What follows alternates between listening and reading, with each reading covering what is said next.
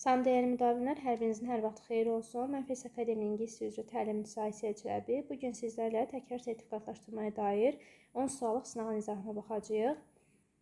Deməli, birinci sualımızda bizdən səhv variant istəyir. Mütləq birinci şərti düzgün oxuyun. Çünki qrammatik qayda və yaxud söz olaraq bildiyiniz bir şey ola bilər. Amma sizdən düzgün şərti oxumadığınıza görə balınız, cavabınız səhv olar. Bilirik ki, biz mübtədamız bir gerundla, bir infinitivlə ifadə olunanda xəbərimiz təkdə olmalıdır. Görürük ki, to read nədir? Bir də nə? Infinitivdir. Deməli, xəbəri nə verməliyim? Tək verməliyim. Seems tək xəbərdir, düzdür. Coming home nədir bu? Gerunddur. Neçədən gerund var? Bir dənə. Xəbərim deməli nə olmalıymış? Was olmalıymış, düzdür. 3-dən. To write a lot of essays. To write nədir? Xəbər. Bizim infinitivimizdir. Deməli, xəbərimiz nə olmalıdır? Are yox, is olmalı. Çünki bir dənə infinitiv var orada. Eyni ilə 4-də də playing by himself with his toys. Nə var burada? Bir dənə gerundla birləşməmiş var. Deməli, xəbərimiz nə olmalıdır? Is olmalıdır. 3-4 C variantı. İkinci suala baxırıq. Bağlayıcıya aid bir sualdır. Deməli, bu sualda görürük ki, birinci nə edəcəksiniz? Birinci, yadınızda saxlayacaqsınız ki, so that cümlənin ortasına gələn bir bağlayıcıdır. Məqsəd budaq cümləsini yaradır. Və o olanda ikinci tərəfdə, yəni so-thatdən sonra çox vaxtı could-dur, nə bilim, can-di, bunları görə bilərsiniz.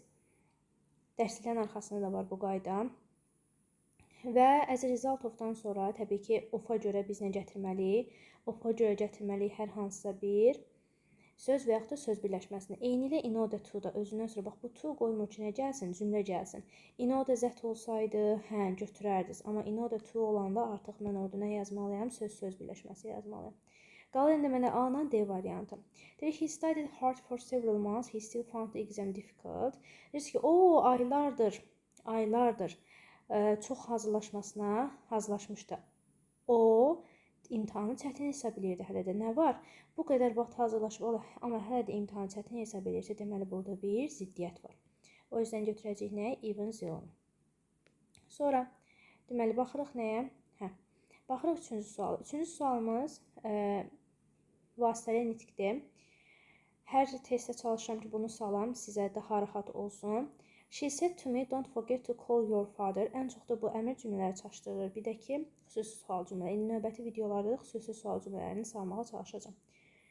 Bilirik ki, əgər əmr cümləsi varsa bizim dırnağımızın içində, deməli nə etməliyik? Ya to-la onu biz vasitəliyə çevirməliyik, ya da not to-la.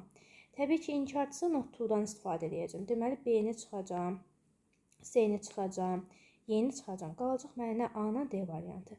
Biz həm də bilirik ki, əgər bizim cümləmiz əmr cümləsi olarsa, mən orada said-dən yox, askdan istifadə edim. Bu birinci səhvi.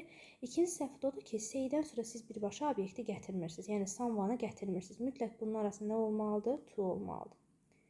Sonra, baxırıq dördüncü suala.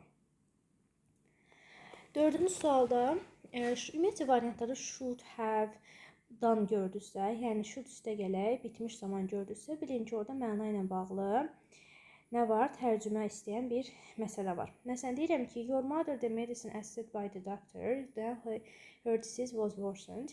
Deyirəm ki, sənin anan həkimin dediyi kimi dərmanı nə etməli idi? Qəbul etməli idi. İndi onun xəstəliyi pisləşibdir. Keçmişə doğru nə var? Bir peşmanlıq var ki, əvvəl nə etməli idi? Yaxşı olar ki, dərmanı qəbul etsin. Deməli, nə verməliyim? Should have taken verməliyim. 5-ə baxırıq. Belong məxsus olmaq sözü özündən sonra to gətirir. To be famous məşhur olmaq sözü özündən sonra for gətirir. To be fond isə özündən sonra of gətirərək xoşlamaq, sevmək mənasını bildirir. C, A, B, D variantı. Mütləq söz önündən olan birləşmələri öyrənin. Daha sonra bizdən modal feil işlənmiş cümləni istəyir, düzdürmü? Əgər have to modal feili ilə bağlıdırsa, variantlarınız bilin ki, bunlar bir-birindən heç ayrılmamalıdır. Məsələn, baxın, 1-də ayrıbdır, deməli bu modal feil deyil. 3-də ayrıb, deməli bunlar nə deyil? Have to modal feilləri deyil. Götürəcəm nə? 2 ilə 4.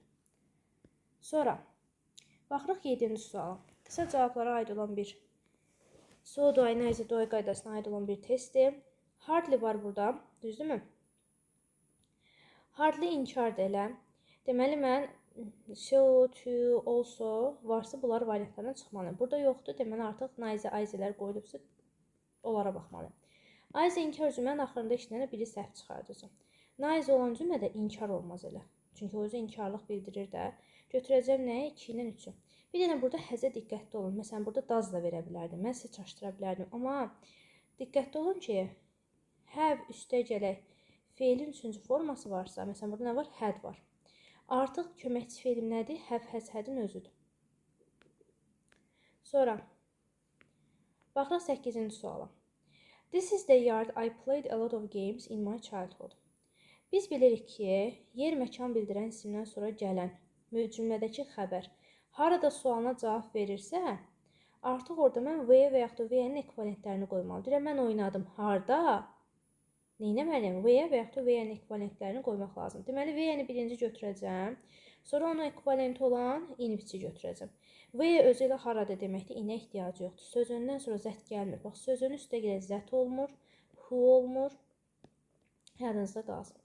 Və həmçində which də harada mənasında, yəni yer məkan bildirən isimdən sonra gəlmir.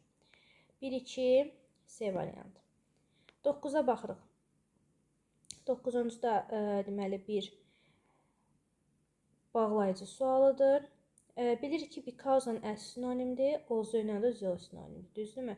Neynəməliyik? Məna baxımından tapmalıq görə hansıdır? The president's speech was a long one. Deyirəm ki, prezidentin nitqi uzun idi. Nobody lost interest in it. Heç kəs marağını itirmədi. Əgər bu uzun bir nitq olubsa və heç kəs də marağını itirməyibsə nədir? Ziddiyyətdir. Deməli, neyniyəcəm? Also, onu götürəcəm. B variantı. Sonra və baxırıq 10-cu suala. Bu da dərsliklərimizdə yeni əlavə olunan bir qaydadır. Mütləq sizə də düşəcək. Baxın, gələcəyə dair bunlara avtomatik çıxın. Yəni, to be about to be due to-ya baxın. Gələcəyə aid bizim bir neçə dənə gələcək məzmunu, bir zamanlarımız var, 4 dənə. Bir də gələcək zaman məzmunu bildirən 2 dənə də sözümüz var. Due to, about to. About to çox yaxın gələcəyi bildirir. Yəni, məsələn, tutalım, bir neçə saniyə mən bu videonu bitirəcəm. I am about to finish this video. Amma, məsələn, deyirsiniz ki, mən sabah harasa gedəcəm.